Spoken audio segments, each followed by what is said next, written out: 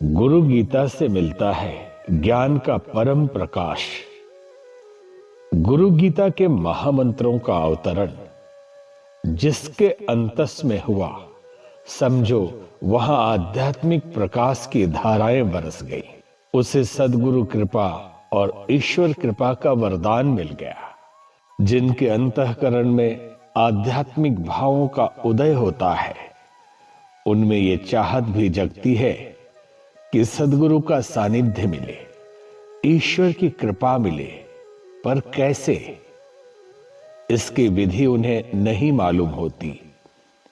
इस विधि के अभाव में पल्ले पड़ती है तो सिर्फ भटकन, उलझन और संत्रास। परंतु जो गुरु गीता के आध्यात्मिक प्रभावों की समझ रखते हैं, वे बड़ी ही आसानी से इससे उबर जाते हैं। गुरु गीता की कृपा जिन्हें प्राप्त है, उन्हें भटकन, उलझन के कंटक नहीं चुभते।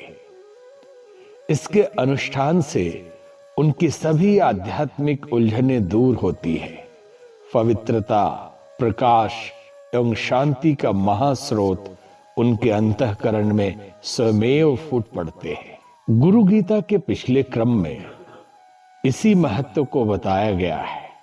इसमें कहा गया है कि गुरु गीता का जप पाठ, अनुष्ठान शक्ति, सूर्य, गणपति, विष्णु, शिव सभी के उपासकों को सिद्धि देने वाला है।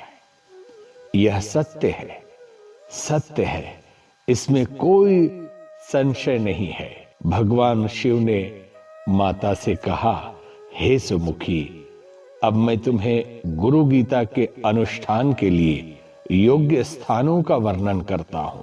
इसके लिए उपयुक्त स्थान सागर, नदी का किनारा अथवा शिव या विष्णु का मंदिर है, भगवती का मंदिर, गौशाला अथवा कोई देव मंदिर, वट, आंवला वृक्ष, मठ अथवा तुलसी वन इसके लिए शुभ माने गए हैं। पवित्र निर्मल स्थान में मौन भाव से इसका जप अनुष्ठान करना चाहिए।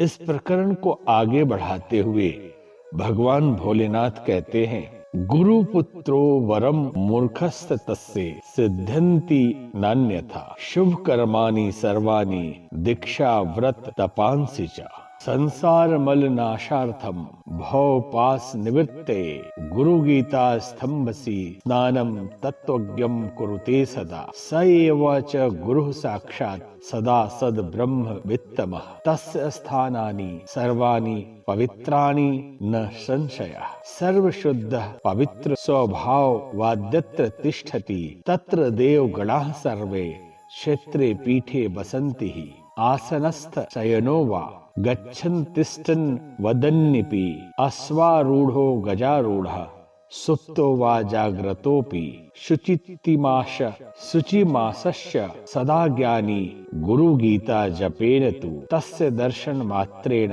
पुनर्जन्म न विद्यते। गुरुपुत्र मूर्ख होने पर भी वरन के योग्य है। इससे भी कराए गए दीक्षा, तप आदि व्रत एवं अन्य शुभ कर्म सिद्ध होते हैं, वृथा नहीं होते। गुरु गीता के मंत्रों से स्नान संसार के मल को धोने वाला है। गुरु गीता के मंत्रों से स्नान संसार के मल को धोने वाला है। इससे भव पाशों से छुटकारा मिलता है।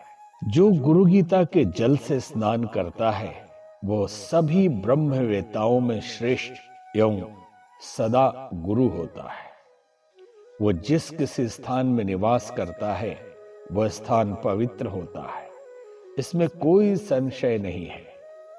सर्वशुद्ध एवं पवित्र गुरुदेव जहां भी वास्तविक रूप से निवास करते हैं, वहां सभी देवों का निवास होता है। गुरु गीता का जप करने वाला पवित्र ज्ञानी पुरुष बैठा हुआ, सोया हुआ, जाता हुआ, खड़ा हुआ, बोलता हुआ, अश्व की पीठ पर आरूढ़, हाथी पर आरूढ़, सुप्त अथवा जागृत सर्वदा विशुद्ध होता है। किसी भी अवस्था में उसका दर्शन करने से पुनर्जन्म नहीं होता। भगवान शिव की इस अमृत वाणी में गुरु गीता के अनुष्ठान का महत्व है।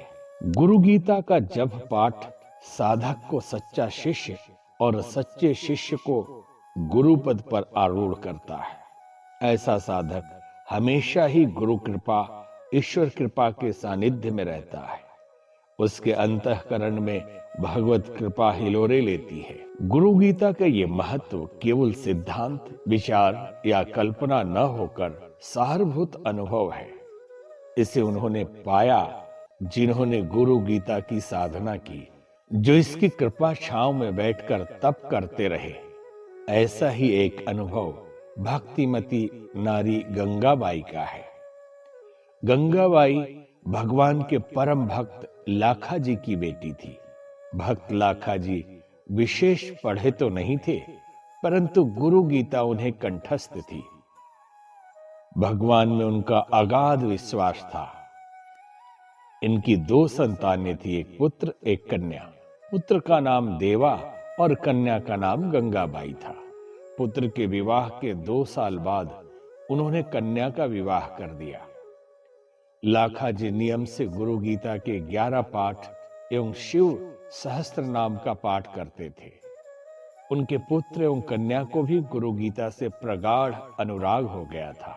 न मालूम प्रारब्ध की किस संयोग से कैसे दिन बदल जाते हैं। गंगाबाई के पति को सर्प ने काट लिया। सर्प के काटने से उसकी तत्क्षण मृत्यु हो गई। पुत्री के जीवन के इस त्रासदी की खबर लाखा जी को लगी। उन्होंने यह बात अपनी पत्नी, पुत्र और पुत्र वधू को बताई। सभी शोक समाचार को सुनकर व्याकुल हो गए। लाखा जी ने सभी को संभाला और पुत्री को सांत्वना देने के लिए उसकी ससुराल पहुंचे। ससुराल पहुंचने पर उन्हें भारी अचरज हुआ। बात भी अचरज की थी। उन्होंने देखा कि उनकी भक्तिमती पुत्री बड़े शांत और स्थिर भाव से अपने सास ससुर को प्रबोध दे रही है। उनकी इन बातों से सास ससुर शांत चित्त हो रहे थे। गंगाबाई की यह स्थिति देखकर लाखा जी ने पूछा, बेटी, तेरी ऐसी स्थिति देखकर मैं चिंतित हूँ। तेरी ऐसी स्थिति देखकर मैं चकित हूँ। मैं तो यहाँ तरह तरह के विचार करके आया था कि तुझे धीरज बंधाऊंगा, परंतु तेरे ज्ञान ने तो मुझे चकित कर दिया। तुझे यह ज्ञान आया कहाँ से? गंगाबाई ने कहा, पिताजी, यह सब आपकी दी हुई सीख का फल है। आपके सानिध्य में मैंने गुरु गीता कंठस्थ कर ली थी। बचपन से ही गुरु गीता का पाठ, इसके विधिवत अनुष्ठान मेरा नियम बन गया था। इस साधना को मैंने कभी भी नहीं छोड़ा। इसी का प्रभाव है कि आपके जामाता की मृत्यु के 3 दिन पहले भगवान ने मुझे स्वप्न में दर्शन देकर कहा, बेटी, तेरे पति की आयु पूरी हो चुकी है। ये मेरा भक्त है। तेरे साथ उसका पुनर्जन्म का संयोग शेष था। इसी से उसने जन्म लिया था। अब इसे 3 दिन बाद सांप डसेगा। उस समय तो उसे गुरु गीता सुनाती रहना। ऐसा करने से इसका कल्याण होगा। मैं तुझे वरदान देता हूं कि तुझे शोक नहीं होगा। तुझे सच्चा वैराग्य और ज्ञान प्राप्त होगा। पिताजी, इतना कहकर भगवान भोलेनाथ अंतर्धान हो गए। मैं जाग पड़ी। मानो उसी समय से मुझे ज्ञान का परम प्रकाश मिल गया। मैं सारे शोक मोह छोड़कर पति के कल्याण में लग गई। मैंने व्रत धारण किया और रातों जागकर पति को गुरु गीता एवं शिव सहस्रनाम सुनाती रही। तीसरे दिन जब पतिदेव सूर्य को अर्घ दे रहे थे, उसी समय अचानक एक काल सर्प ने आकर उनके पैर को डस लिया। देखते देखते उनके प्राण पखेरु उड़ गए। मैंने देखा कर्पूर गौर भगवान सदाशिव उनके सम्मुख विद्यमान है। इस दृश्य ने गुरु गीता पर मेरी आस्था बढ़ा दी। अब आप मेरी सहायता कीजिए कि भगवान सदाशिव की भक्ति कर सकूं। पुत्री के इस अनुभव को सुनकर पिता को रोमांच हो गया। सचमुच ही गुरु गीता से सच्चा ज्ञान सहज संभव है।